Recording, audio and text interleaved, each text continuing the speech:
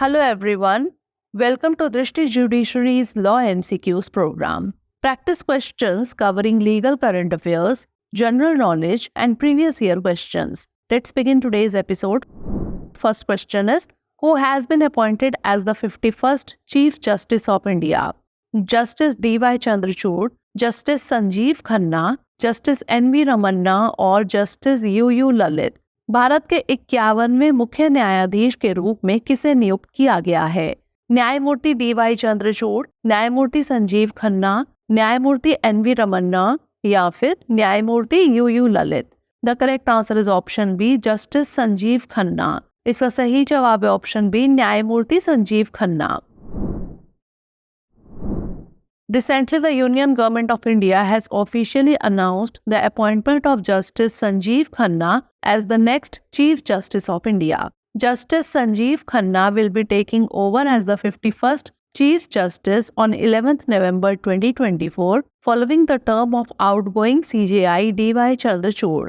हाल ही में भारत सरकार ने आधिकारिक तौर पर न्यायमूर्ति संजीव खन्ना को भारत के अगले मुख्य न्यायाधीश के रूप में नियुक्त करने की घोषणा की है। बता दें कि सीजेआई D.Y. चंद्रचूड़ के कार्यकाल खत्म होने के बाद न्यायमूर्ति संजीव खन्ना 11 नवंबर 2024 को 51वें मुख्य न्यायाधीश के रूप में पदभार ग्रहण करेंगे।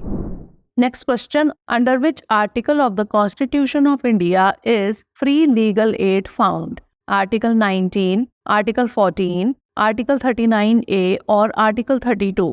भारतीय संविधान के किस अनुच्छेद के अंतर्गत निशुल्क कानूनी सहायता का प्रावधान है? अनुच्छेद 19, अनुच्छेद 14, अनुच्छेद 39A या फिर अनुच्छेद 32? The correct answer is option C, article 39A।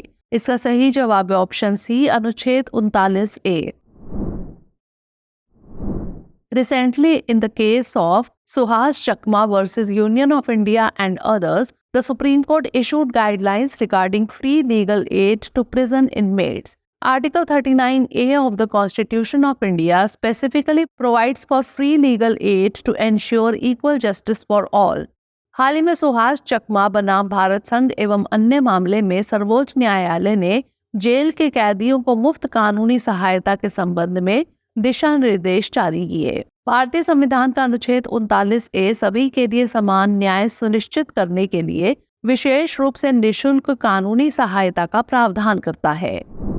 Next question, under which section of the specific relief act 1963 is a perpetual injunction governed?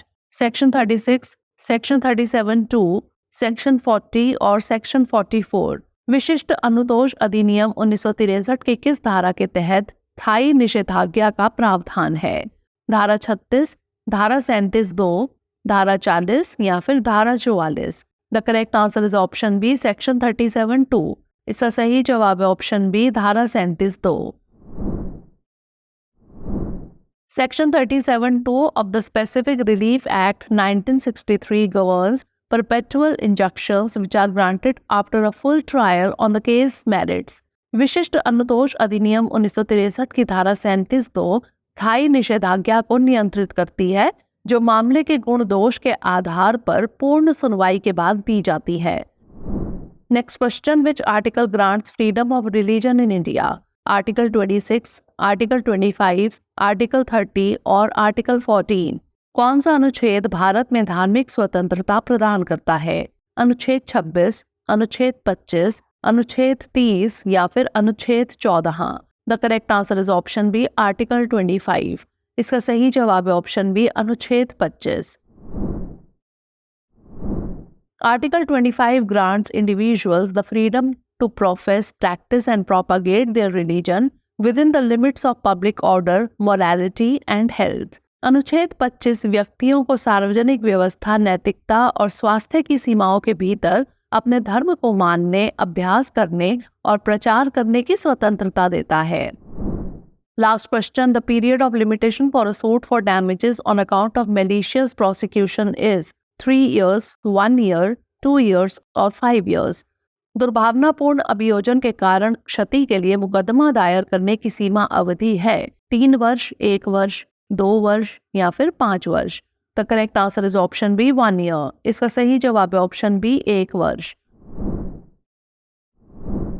Article 74 of the Schedule to the Limitation Act for a suit for compensation for malicious prosecution prescribes limitation of 1 year commencing from the date when the complainant is acquitted or prosecution is otherwise terminated.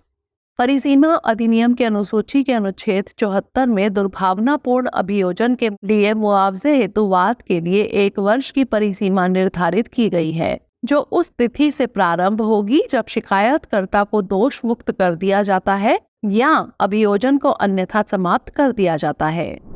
Now is the time for practice question. An application for which no period of application is provided can be filed within 3 years, 1 year, 6 months or at any time.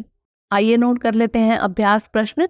ऐसा आवेदन जिसके लिए कोई अवधि प्रदान नहीं की गई है निम्नलिखित समयावधि के भीतर दायर किया जा सकता है.